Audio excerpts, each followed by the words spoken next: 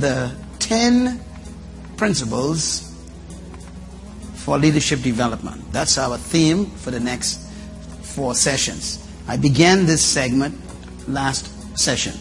This is part 2 of the 10 principles for becoming a true leader. Say that with me.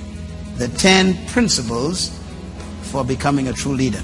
How does a person transition from being a follower to a leader? In other words, I want you to understand the process of developing, discovering, and becoming your true leadership ability.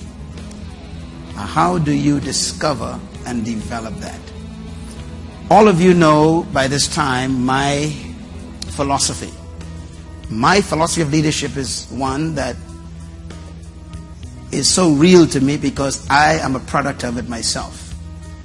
And that is, I believe that every human being was born to be a leader, but not over people. They were born to be a leader in an area of gifting, and that gift attracts people. So I think it's important for you to distinguish the difference. The traditional leadership model is that some people were born to lead because they have certain unique gifts and traits, and then the rest of us are relegated to being followers for the rest of our lives because we just don't have the stuff, whatever you call that. Some call it charisma, some call it talent, some call it, extrovert personality, all these different things they come up with. But based on history defies the theories that they teach in schools on leadership. Leaders are normally the most unsuspecting people. Many of them are products of pressure, circumstances, situations that force them to respond in a certain way that display some unique traits that we didn't know they had. All of you have that potential. You've not just been placed yet in the position where you had to deliver. And so, what is the 10 principles of becoming a leader? I want to first talk a little bit about why we need leaders. Number 1, write this down. We need leaders because nothing happens without leaders. If anything is going to take place on planet Earth, someone has to take charge of it. Secondly, nothing begins without leadership. No matter how long it takes, nothing will start until somebody decides to emerge and take responsibility. Thirdly, nothing improves without leadership. If you want to improve a country, improve a company, improve a department, you want to improve even your family or your church, it's going to require leadership initiative. Fourthly, nothing develops without leadership. You want to develop an area of your community, you want to develop your personal life, both of them require leadership. And fifthly, nothing changes without leadership. No matter how you complain about what's wrong in your community, in your city, in your nation, or in your church, or your organization, or even in your family, your complaining doesn't change things. Someone has to decide to step out and act. That is what we call leadership. And number 6, nothing progresses without leadership. If a country is going to progress, if an organization is going to progress, if a family is going to progress, if a church is going to progress, someone has to step out. And number 7, very important, why do we need leaders? Because nothing succeeds without them. Success is always a result of somebody being willing to take not just responsibility and the credit, but also the blame. You got to be willing to fail greatly if you're going to succeed greatly. Success is a result of leadership in action. Now here's something to remember about leadership, and this is very important. Good leaders employ other people, but great leaders do the opposite. They deploy people. I want you to write that down because it's very important to understand the difference. A good leader can employ people to work. But a great leader deploys people to work out their own gifts. In other words, a true leader releases people to become themselves. A great leader will engage those people in an activity, but a great leader will actually make the people create the activity. This is why great leaders eventually lose their position. They give it up because they produce people who can do it. Another thought about leadership. Leadership is not measured by how many people serve you. It is measured by how many people you serve. The world system, and I use the word world, I'm talking about the system that is controlling the earth in many areas, have the philosophy of, I am a great person if a lot of people obey me. Now, that's not necessarily great leadership. Great leadership is reversed. And you know, Jesus Christ came into a world ruled by the Roman Empire. And the Roman Empire adopted the Greek philosophy of leadership as their system. And that philosophy is built on basically adulation of humanity. In other words, it's based on humanism. Humanism is the worship of the human, almost to the point where the man becomes a divine being that we are overwhelmed by. And this is why the Roman Caesars were considered sons of the gods. And the people worshiped them almost as if they were infallible. That spirit is still among us. There are many people in your city, in your country. There are people in your church, maybe even your bishop or your pastor feels that way. That because I am in this position, I'm supposed to be taken care of by you. That idea is satanic. Jesus came into that environment, the Roman thinking, the Greek philosophy, and he said the reverse. He said, let me quote Jesus, it's Matthew 22. He said, you know that the rulers of this world love to lord it over people. That's Matthew 22. Okay, what's he mean by that? Lord means what? To own people. He said they act as if you are their property. And then he says they love to have you as their benefactor. That means they benefit from you. They use you to create their own superiority. His next statement, it shall not be so among you. He's talking about who? His kingdom people. He says that's not the way we rule. And then he made this great statement. If you want to be great, you must become the servant of the people. See? Reversed. In other words, you are measuring your greatness not by how many people serve you, but by how many people you could serve. The more people you serve, the greater you are in God's kingdom leadership context. So greatness is service. Here's one of the things I concluded years ago. True leaders learn from others but never become them. It's important for you as a leader, an aspiring leader, and a growing leader to keep learning. I am constantly reading books. I am constantly listening to teachings myself. And even though I have millions of people who listen to me and read my books all over the world, I am still reading books. I still attend seminars. I still buy CDs. Why? Because a leader never graduates from the school of learning. You must learn from people, but never become them. Do not lose your uniqueness and your originality. Secondly, a true leader is one who leads others to leadership. They are constantly wanting to improve other people's lives. Thirdly, and this is the difference between a manager and a leader.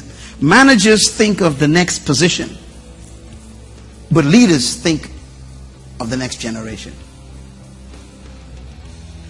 A leader has a long-term view. A manager has a short-term view. A manager thinks about the bottom line. A leader thinks of the horizon. They see the future. The manager sees the present. Managers focus on doing things right. Leaders focus on doing the right thing. Different ways of thinking. Managers don't want to rock the boat. Leaders turn the boat over and build a new one. In other words, a leader is always thinking about the big picture. If you're going to become a leader, you got to be able to manage and dream at the same time. That leads to point number 4, and this is very important. Leadership is about service. Leadership is not about power. It's about empowering other people. Leadership is not about manipulation. It's about inspiration.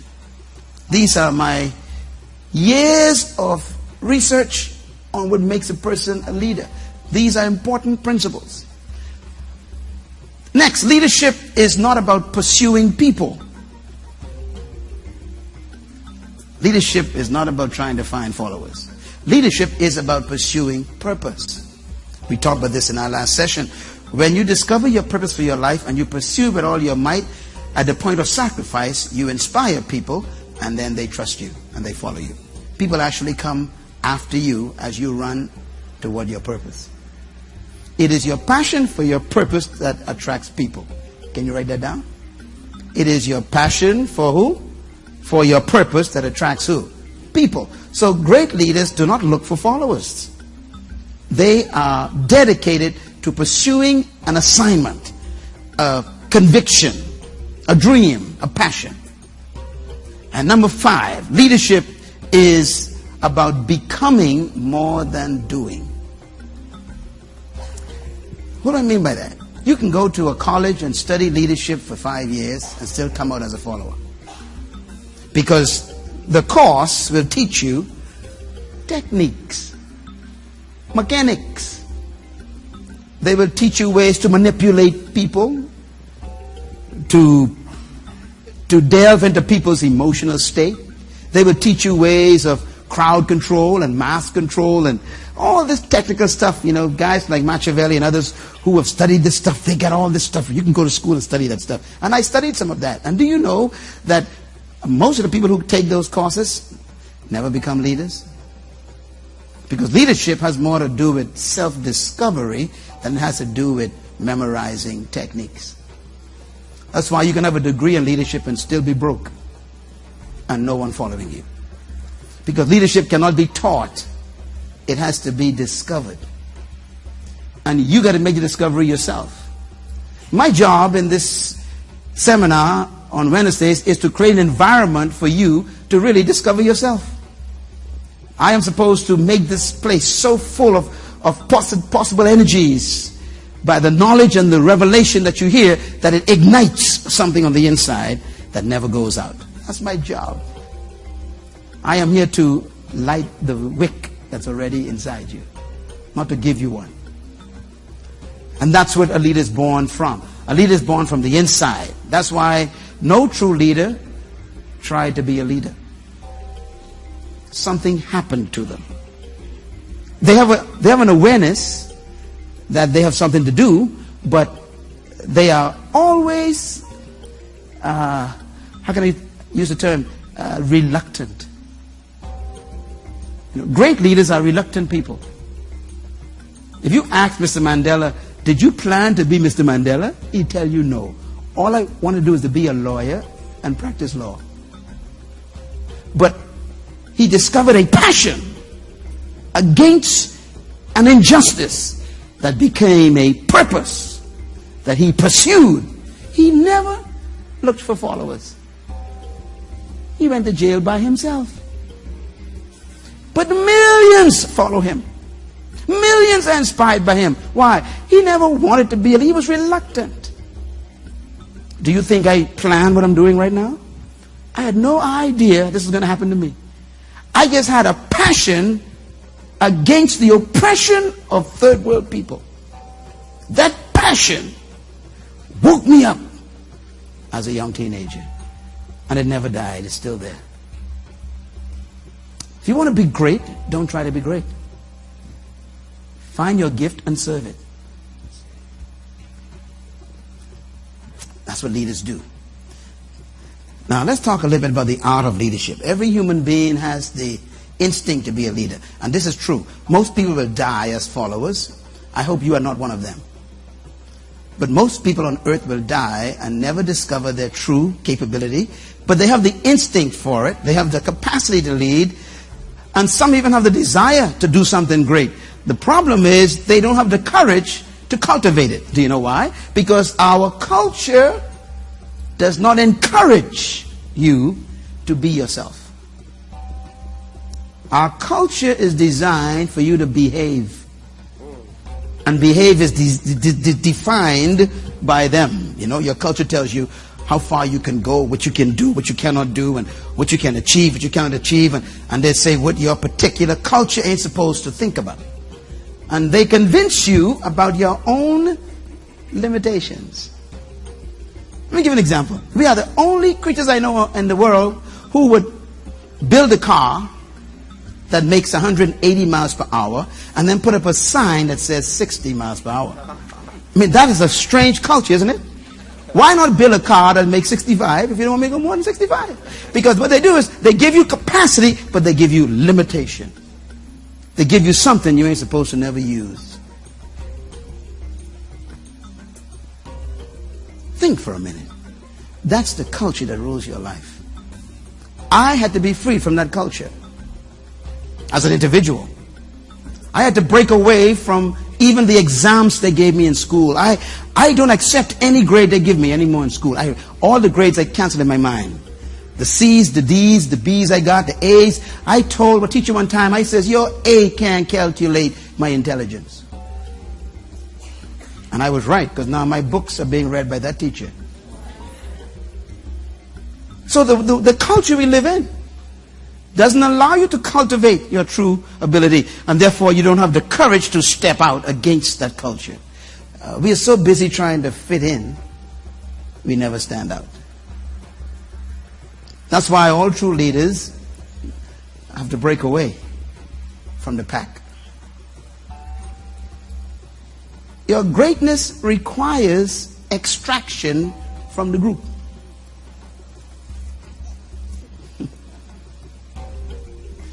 Leaders do not seek acceptance. They pursue conviction. And sometimes the conviction is not accepted. That's why they become leaders. Because leaders don't follow trails. They create them. If you do what everybody is doing, you are a follower automatically.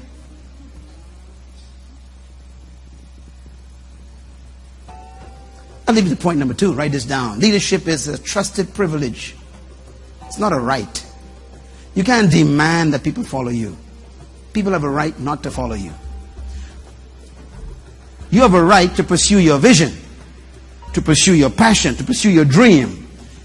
You have no right to demand people to believe it or follow you. So people actually give you a trust when they follow you. They are giving you a privilege. So when people follow you, you should be very tender with their trust. Don't abuse it. Don't misuse it. And don't oppress it. It's a gift when people trust you. And this is point number 3. True leadership is not a technique. It's an attitude. If you ask great leaders what made them leaders, they can't tell you. It's hard to define. Leadership is like beauty. You know it when you see it, but you can't define what it is. What makes a sunset beautiful? You cannot tell me, I guarantee it. You cannot really define beauty. All you know is that's beautiful. That's the way leadership is. Boy, now that's a leader. Now she's a leader. Why? I don't know, but there's something about her, we say. Something about her means I can't define what it is. I just know that this person is distinct from the others. Leadership is that way. It is that thing. I call it attitude. We're going to talk about them tonight. Those 10 principles that a leader exerts and exhibits that makes them unique. Now this last statement here before I get into the 10 is important. Write it down. There must be a marriage between the leadership spirit and the spirit of leadership. They sound similar, but they're different. There must be a marriage between the leadership spirit and the spirit of leadership. The first one, you were born with the leadership spirit. You actually have it already. You were created with the ability to lead. You are a spirit being with a leadership mandate. You are a leader already as a spirit. The problem is you don't have the spirit of leadership, which is the attitude that goes with the ability. Let me put it this way. You have ability and mentality. Write it down. The first one is what? Ability. The spirit of leadership is the ability to lead. The leadership spirit is the mentality to lead. I would dare say that maybe only 10% of the world population of 7 billion people will capture the spirit of leadership, the mentality. And my job for the rest of my life is to try and increase that 10% to maybe 15 before I die. And I'd like for you to be in that 15%. I would like for you to be the person who didn't just have the ability, but captured the mentality. Because it doesn't say as a man's ability is, so is he. You can be powerful and strong and don't know your strength. Mentality is when you connect to your ability and you get a revelation that your ability can become your responsibility. Leaders are people who take responsibility to change things. The word responsibility is actually two words put together.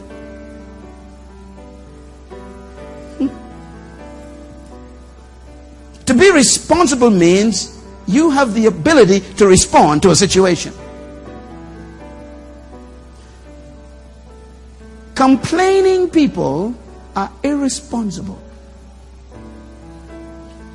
Write that down.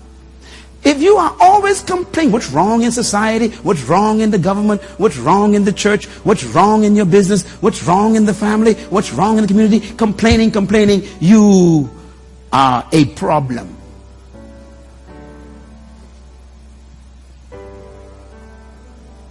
A person who recognizes, I see something wrong, I am going to personally take the ability to respond to that problem and change it.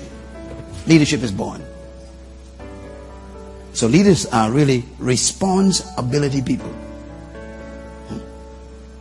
They don't complain, they change things.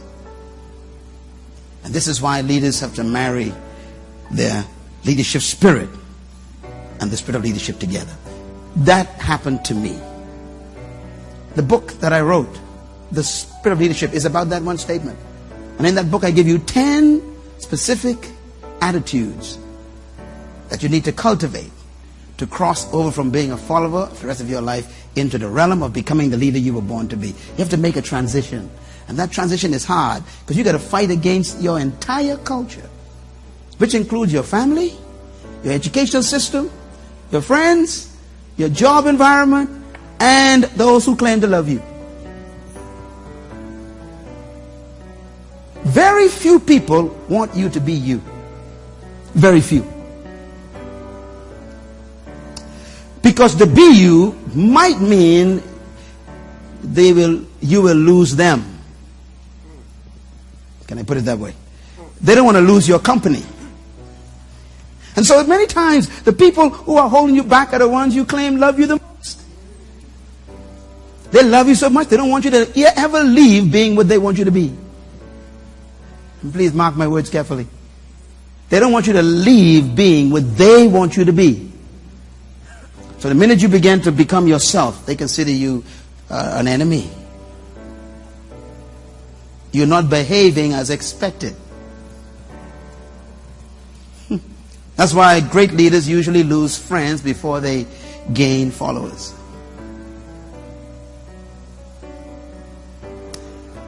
Attitude. So here's my conclusion. Leadership comes down to two basic fundamental things. One, who we are and how we think. Who we are is the leadership spirit. How we think is the spirit of leadership. Who we are is the ability. How we think is the mentality.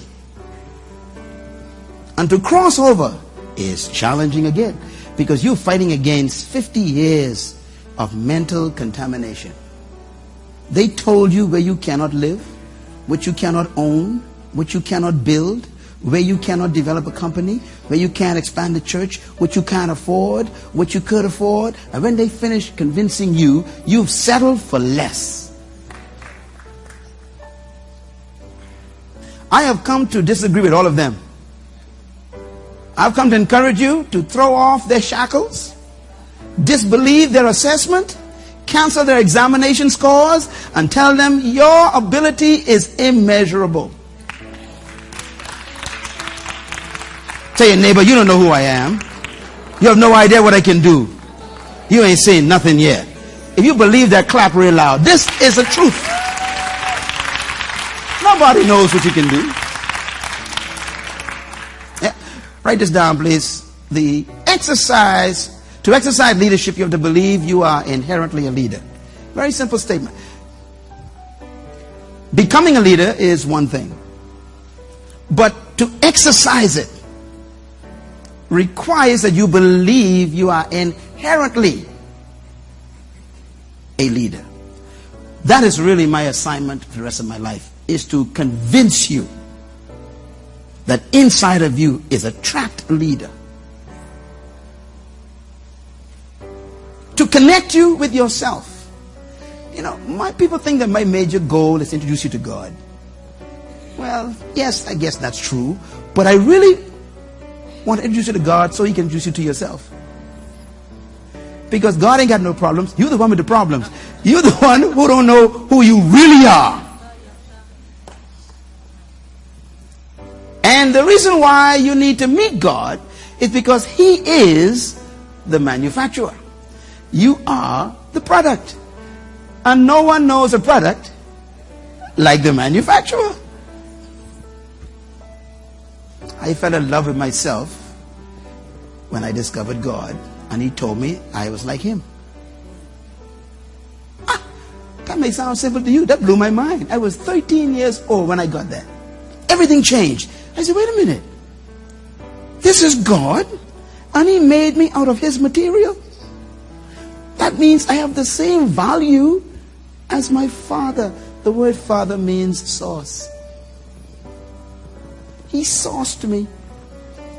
That means my value, my worth. Everybody say worth. Everybody say self-worth. See, you got to get it from somewhere else. Don't get it from people.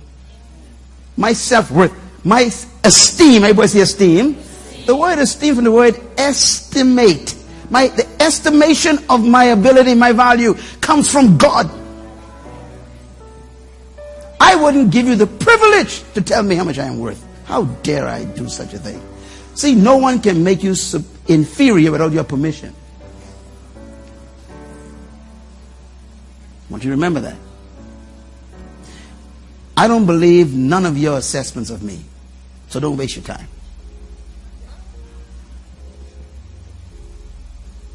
I wouldn't give you the right to judge my ability.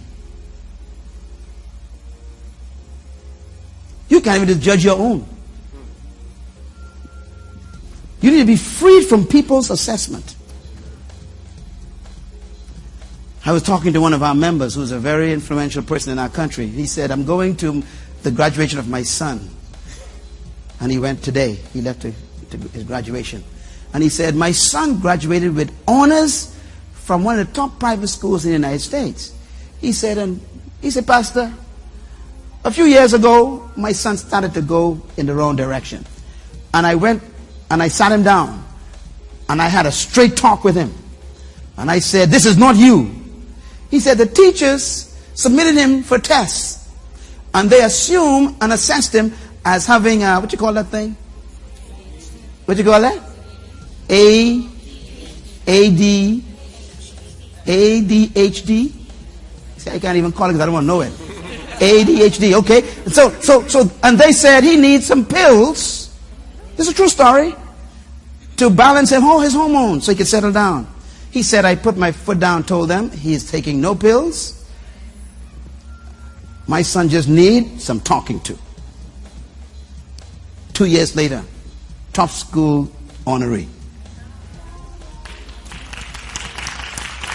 They almost identify him as being sick, when in fact he was irritated because he was ahead of the teachers mentally. Don't be surprised, Bill Gates was also considered, what you call it? ADHD. And they sent him to a psychologist for treatment. He had the same problem. He was ahead of the teachers mentally. Your kid ain't crazy. They're just too smart for the dummies who are trying to teach them. Oh, I was that way too. There was a school not too far from here where the teacher called me a retarded monkey. And I decided I'm going to prove that teacher wrong. I graduated with 9 BJCs, all distinctions. Got a scholarship to Queen's College and went on to London and became a top student out of university, graduated. I got 5 degrees. That's a monkey. Listen, you are inherently a leader. Inherent means you're born with it. Say it, a born with it man. In other words, ain't nobody gonna give you leadership. You got to discover it. Yeah. And that's what I would like for you to do in these sessions. I want you to write this down, please. Leadership is not about cloning others in your image. You know, some of us don't feel happy until people think like us and do work like us and walk like us and act like us. No, your goal is not to clone people, it's to release people. Leaders help others discover themselves. The leader helps the person to deploy their own abilities, not to imitate me. You know you can't imitate me. I'm too sophisticated. I'm complicated. And what's even better is you're greater than I am. Why reduce yourself to me? Be yourself. Discover yourself. And believe me, as a Bahamian, I had this fight. I had to fight my way out of Baintown mentality. I had to fight it. And sometimes it wants to come back. 40 years, I'm still trying to keep that thing away from me because it is so dangerous. And that's why I keep company very carefully with people, because they can become contagious to your future. I don't listen to all people tell me, people write me letters. I don't even read some of them. Sometimes they wrote letters and I say, if I read this, I can become negative. Let me don't read this. Some I read, but most of them I don't. Because people don't understand you and they try to assess you. Some phone calls I don't answer. See that, that name, no, I don't want to talk to that person right now. My spirit is in a certain position. I don't want no negative. I'm serious. I have to control your own spirit. That's what leaders do. Because the leaders got to deliver all the time, you see. So they got to control their spirit. They got to guard their heart, the Bible calls it. Guard your heart. God don't guard you. You guard that yourself. And the word heart means mind. I got to guard my mind. I got to make sure that I don't walk into a place because you contaminated me with your ideas about me.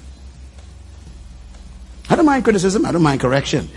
But I don't want a critical spirit attacking me. Leadership got to be very jealous of their environment. Now, let's take this then to this from the philosophical side. Just my philosophy I want to recap for you very quickly. First of all, this is what I believe. Number one, trap in every follower is a leader. Number two, every human was created to lead and to dominate. Number three, leadership potential resides in every human. Number four, you were born to lead, but you must become one through a process. Number five, true leadership is self-manifestation. And number six, the purpose for true leadership is to produce leaders. Now, these are my belief systems. I got these from the Bible. That's my main book. As a result of my studies, this is my conclusion.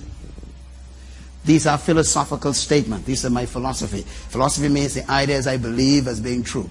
I build my life on these. I build my entire ministry on these. So these are my belief systems. It took me a long time to come to that conclusion. I was not taught these in school. Schools taught me the opposite.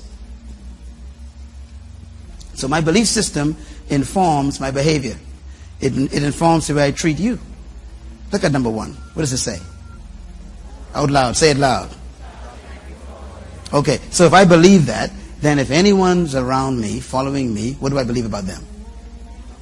There's a leader inside. So now that dictates how I treat them. See? Your philosophy is dangerous because it informs how you treat people.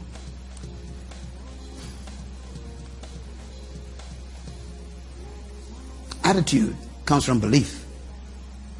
Belief comes from convictions. Convictions come from what you consider to be truth. That's why Christ said, you shall know the truth, and the truth shall set you free. And then he says, I am the truth. I'm the source of truth. In other words, your truth got to come from somewhere. And whoever is your source of truth is the source of your philosophy, which determines how you treat people. And there are people in your department who treat you like dirt. Why? Their philosophy is contaminated by probably Greek thinking, which informs that not everybody is born to be a leader or great like you. So you treat a slave like a slave. You treat, they even invented the word subordinate. Subordinate is 2 words put together. Subordinary. Sub means below. To be a subordinate means you are below the ordinary. And now what they call you at work, right? This is my subordinate. That's a dangerous word. That was invented by the slave masters. And they use it in your department. I am not a subordinate, and no one around me is a subordinate. You are never below the ordinary. All of us are equal, but simply different. We're different, but we're equal. Is this clear? All right. Here's the 10 essentials to leadership. And I'm going to break some of these down as we go forward in the next 2 sessions. But the first thing you must discover to become a leader is your purpose. And we're going to talk about that in a minute. The second thing you must discover is you must capture a vision for your life. Now, these are not the same. Purpose is the source of vision. Vision is purpose in pictures. Vision is when you see your purpose in technicolor. Vision is photographs of your purpose. Your purpose is your reason for being born. Your vision is when you see it. And this comes, this grows. We can learn about that later on. But your vision grows as your purpose is revealed piece by piece. And your purpose is not known instantly. Sometimes you see a portion of it first. And then when you step out and start doing it, then God show you a little bit more. And as you walk, you see a little bit more. In other words, you never see your complete purpose immediately. Joseph was 17 years old when he saw his purpose. He saw a glimpse of it. He saw himself sitting on a throne, ruling his family, feeding them. That's all he saw. He didn't see the process to get there. Thank God.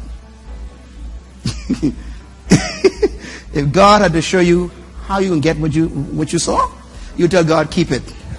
I don't want that thing no more. When I dreamt of what I'm doing now, I dreamt of this. I saw myself speaking to thousands of people as a kid. I saw myself traveling around the world. I didn't know how. I didn't know that they were going to call me a thief through the process. Bring the finances to Myles, BFM. I didn't know they were going to call the visionaries demonic music and cult. If God had told me that, I'd have said, look, let me just remain a school teacher. Your purpose in pictures is your vision. When the leader has his vision clear, then the third thing steps in. You must share your inspiration. We're going to talk about that. In other words, talk about your vision. Talk about what you see. Talk about what you want to do. A lot of people don't. Leaders are always telling you what they feel about something or what they think about something. They're telling you the way things should be. They talk about it.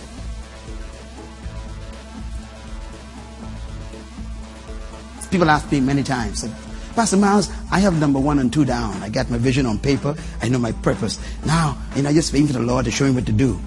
And I said, He ain't going to show you what to do. You got to start talking. Start distributing it. Share it with people. They say, why? I said, because the people who are supposed to help fulfill it don't even know it exists yet.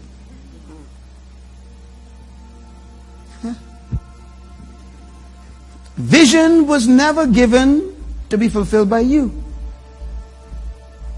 You're supposed to sell it. And that's what you're doing. You distribute it. This is what I want to do. Show it to everyone you can. Now, of course, there's a mentality that they train you in, this negative mentality. But, if I share my vision, somebody may teeth it. Listen to me. Nobody could do what you was born to do the way you was born to do it. Period. And there are people who have the resources to finance your vision, but they don't even know it because you're so scared to tell them. Not everyone you share it with will help you or even agree with you. Some may even say, that's a good idea and I support you. I pray for you. They ain't got no money, but at least they with you. And some will say, you crazy. This will never happen. Folks like us don't do these things. That don't happen in this country. And they start attacking it. That's okay. Go to the next door. Then share it again. Christ said when you go out and they don't accept you, he said just dust the dust off and go to the next house. He said don't quit going. No means that they're going to come later. A lot of folks who spoke against me are sitting here tonight. They came later. Don't look right now. Just keep looking straight. You know who you are. What you used to say about me 25 years ago. Sure, no problem. I couldn't listen to you. I had to keep going. Go to the next house. Number 4, very important. Commit to principles and values. Now, this is very important. If you're going to become a leader, there has to be some things you promise yourself you will not do.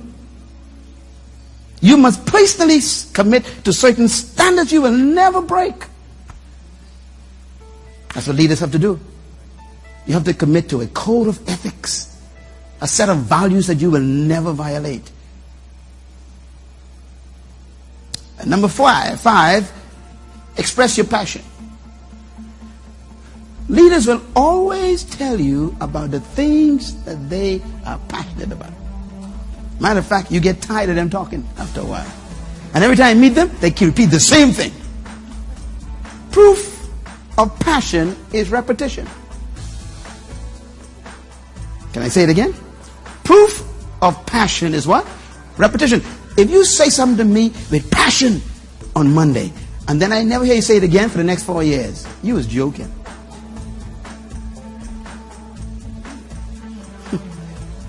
A passion is like a pregnancy. You tell me you're pregnant, but the baby don't go away. You tell me you're pregnant again, and the baby still don't go away. Even though you talk about it, it stays, and it keeps growing, growing, and growing until we can't help but see it. That's what passion is like. It's like conceiving a divine assignment from God, and you start telling people about it, even though they can't see it yet. You tell them about this thing that you know you were born to do. You have to fix this thing on the earth. You got to solve this problem. You want to do this. That's like a pregnancy. And even though people can't see it, it keeps growing and growing. What's growing on the inside of you is my question. I know you got a job and you go to your work and you catch that bus or whatever. You park in that spot and you go upstairs in the elevator or whatever it is. You go to that classroom. I know all of that. But what are you pregnant with? Pregnant people go to work. And the baby goes with them.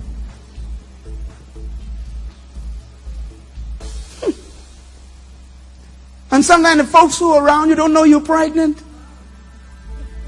They think you like them. They are barren. And that's why you need to keep coming to a place like this every Wednesday and meet me. My name is Elizabeth. When you see me, I make your baby leap.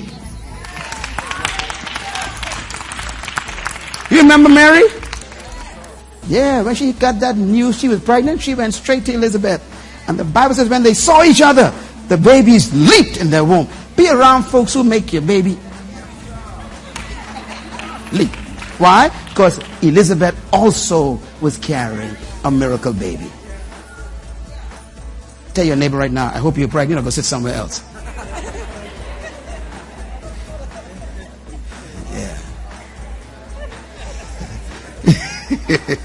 Number 6, write it down. Leaders empower others. I want you to get these principles. The goal of your leadership is to make other people great. Empower other people. Let the weak believe they are strong. Let the poor see that they can become rich. Let the lost have a map. That's what leaders do. They give people hope. They make them believe in themselves. Leaders. And then number 7, leaders, this is very important, discipline themselves to protect their purpose. This is critical. All true leaders have a very narrow life. They don't go too often to weird places. They're very strict on themselves. If you're going to become a great man or woman, you're going to have to become very narrow. Narrow is the road that leads to life. You got to have such a narrow life that only you could fit in it. Certain things you can't do because you ain't got no space for them.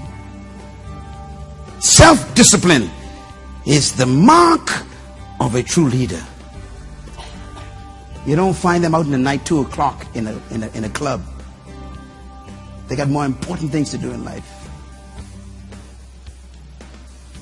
Are you a true leader? Then you discipline yourself against things that can short circuit your purpose. The greatest enemy of your dream is your lack of discipline.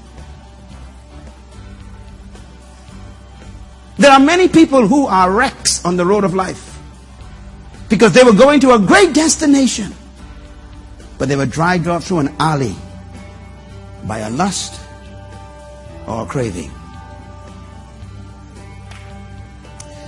Great leaders protect themselves because they got to protect their purpose. They always judge what they do according to their purpose. Great leaders are tempted more than you are because they are more visible. So they got to be more strict than you. More opportunities to fail come to a leader because they are in the public arena. Therefore, they got to be more strict on themselves. They must not wear their code of ethics in their minds. They must wear them on their sleeves so everybody can see them. These things I do not do. When I tell people I do not commit adultery, everywhere I go I talk with my wife if she's not there. And if she's there, I bring her up and I talk about her. Why? I'm sending a message, don't fool with me. You cannot wear your values in secret if you are a leader. If someone comes to you and asks you to compromise on your job, you are the problem.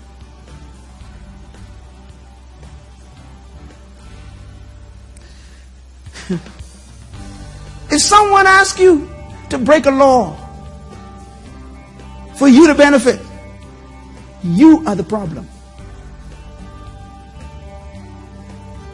Because if they would have thought that they could come to you,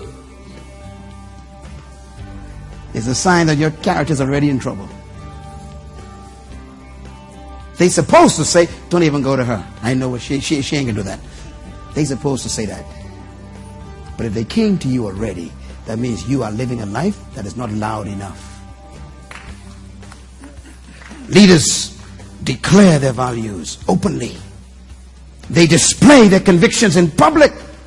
They preach their code of ethics from the mountaintops. Got to protect your purpose. That's number 8. Leaders coordinate resources. I'll explain all of these in detail in the next sessions. But leaders have a way of handling resources. Now, resources, not just money. I know you think about money. But everything is resources. Your time is a resource. How do you coordinate your time in life? How much time do you waste with people who ain't going nowhere? How much time do you waste reading books that don't inspire you?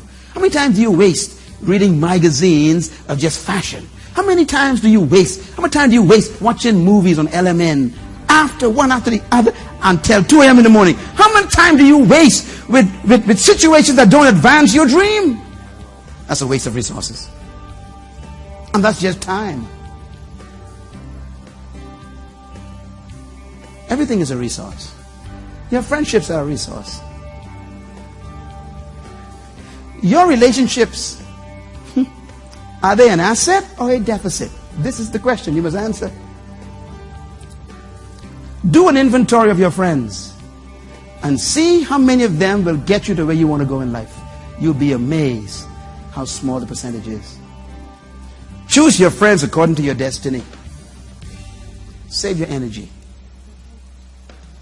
People are like leeches. They suck life out of you. And if you're not careful, they will drain you dry and drop you dead. It's a resource. I always tell people, if you are in a group and you are the smartest in the group, it's time to leave the group. Can I say it again? If you are in a group and you are the smartest in the group, it's time for you to leave the group. You don't want to be in a group that can grow you, expand you, and improve you.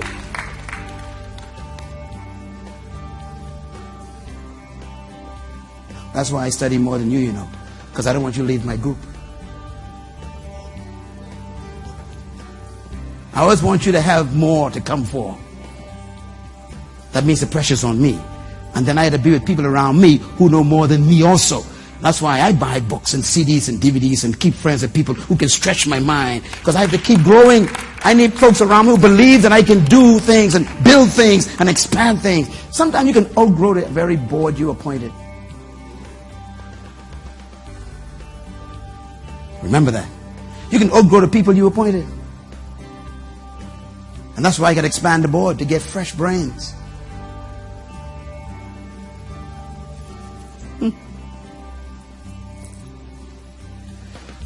I won't say something, but it's too deep.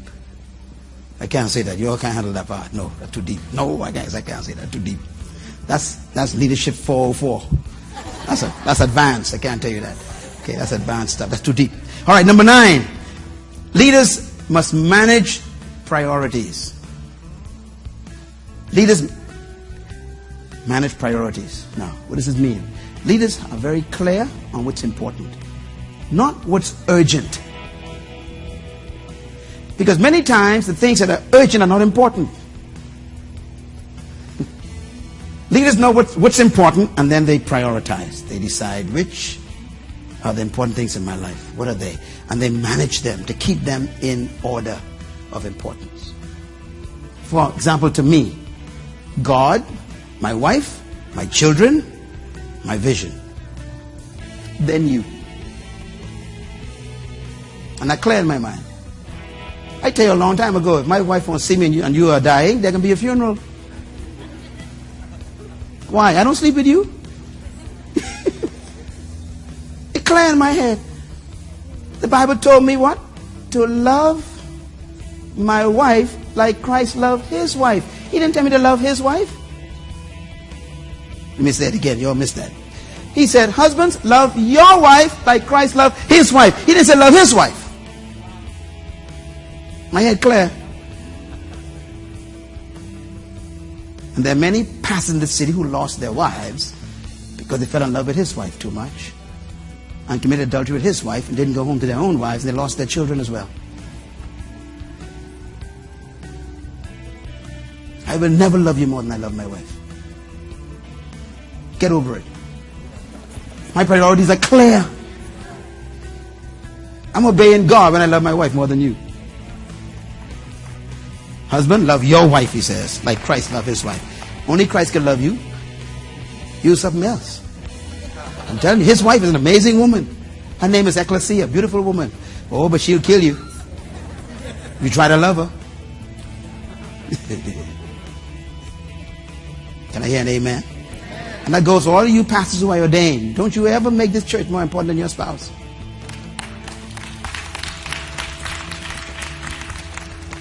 You obey God and you always be right. Can I hear an amen? Amen. Yeah, amen again. Amen. Yeah, okay, just get quiet on me. Yeah, amen. Praise the Lord. All right, and number 10, leaders mentor their successors. This is the ultimate measure of a leader. is, who do you leave behind that's greater than you? Leaders focus on the future, and therefore they prepare people to protect what they built. That's what a mentor is all about. A mentor is to preserve what you built. A mentor is to take what you started to the next level. A true mentor will protect what you put your life into. This is very rare, but this is what true leaders do. They prepare their replacement. All right, I want to close with just number one, because I want to teach these separately. But number one, what does it mean when it says that you must discover your purpose? I call it leadership by design. Okay? First of all, you must discover your sense of significance. That's what purpose is. Purpose is discovering the reason why you was conceived. Leaders are people who have discovered this strange sense of importance to humanity. Now, this is tough for folks in the Caribbean, believe me. This is very difficult, because you've been conditioned not to think of yourself as important. That's part of our culture. You know, being brought up here in the Bahamas, strange things took place in Baintown. For example, we were taught, if you are writing a composition, they call it composition, it means essay, right? In schools, if you write an essay, do not use the word I. You all remember that? See, some of you all don't talk about. Now, my question was, why not? Now, let me tell you why. Because Jesus Christ would have failed that exam. He used I more than any other word. I am the bread of life. I am the water of life. I am the way. I am the truth. I am the door. I am the resurrection. I am the good shepherd. I am the pen. He said, I am the gate. I am the resurrection. I am the life. This guy is into himself. He would have been rebuked in my culture. But he knew his significance. When I came to that realization for myself, I had to apologize to myself. I spent years, the first 2 or 3 years, rejecting myself. I kept saying, I cannot be that important. I was afraid to be who I am.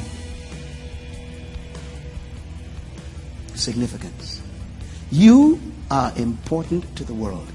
If you were not, He wouldn't allow you to be conceived. You were created to solve a problem. You were born to answer a question. You were given birth to be the conclusion to a matter in your generation. You were born to solve a problem in the world. Now, to believe that is tough, because all they told you is get a job, pay bills, die.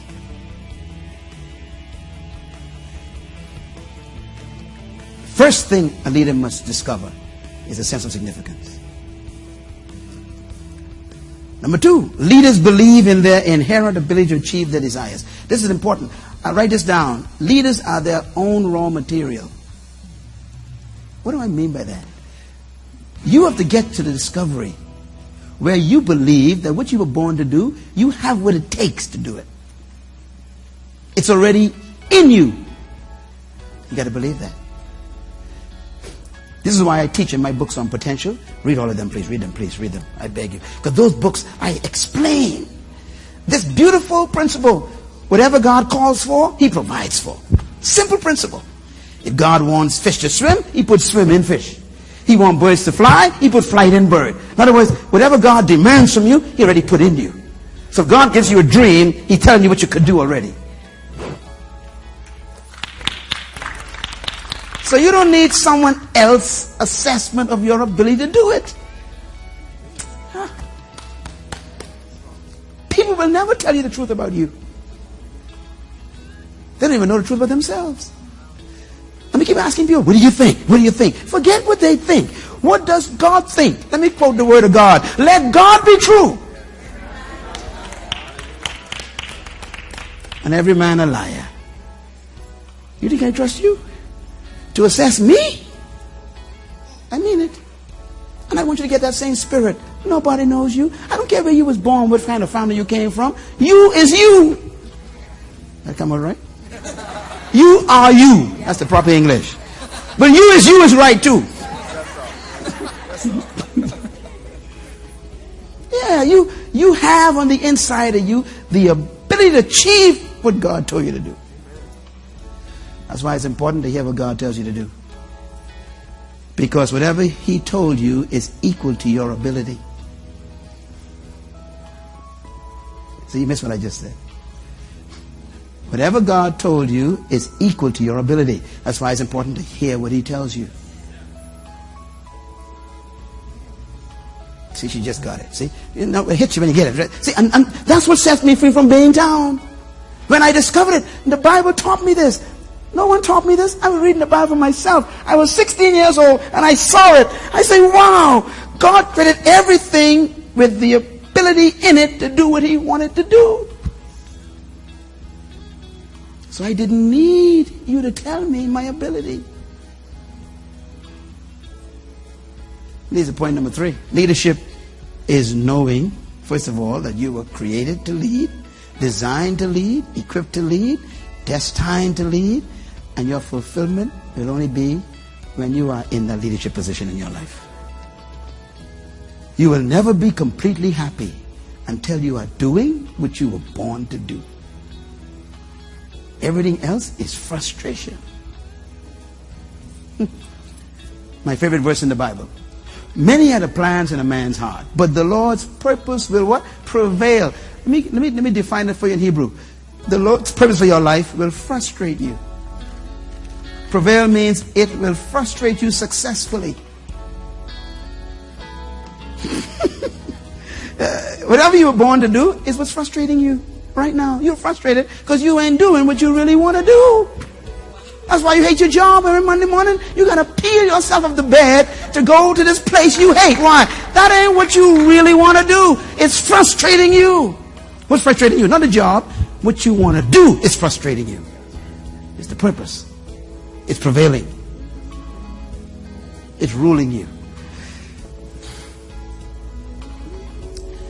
You know, my brother used to keep pigeons. And we used to catch the pigeons and put them in coops. Everybody say coop. And you know the coop. It's a cage. You put the pigeons in. And there came times when there were so many pigeons in the cage that they had nowhere to fly. And the pigeons began to die. I was a little kid watching my brother. And I used to cry when I used to see the pigeons in the cage. Just dying, just heaving. Beautiful birds. And there was no reason. There was food in there. There was water in there. There was shelter in there. But they were dying. Sounds like a job to me.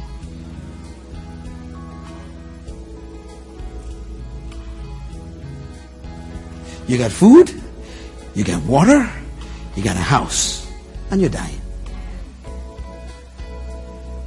Because the pigeons were born to fly. We cooped them up. They couldn't be fulfilled until they were out of the cage. But I saw something, and I'm going to close on this. I saw something very weird. My brother had trained the pigeons to stay in that cage so long.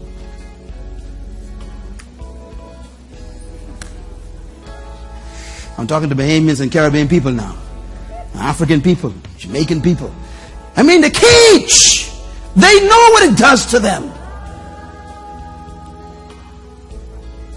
And my brother would open the door of the cage. Some never left, even though the door was open. Some left, and they flew away with joy. And then something strange would happen to some of them. They would find their way back. and go back in the cage by themselves. The conditioning of the mind.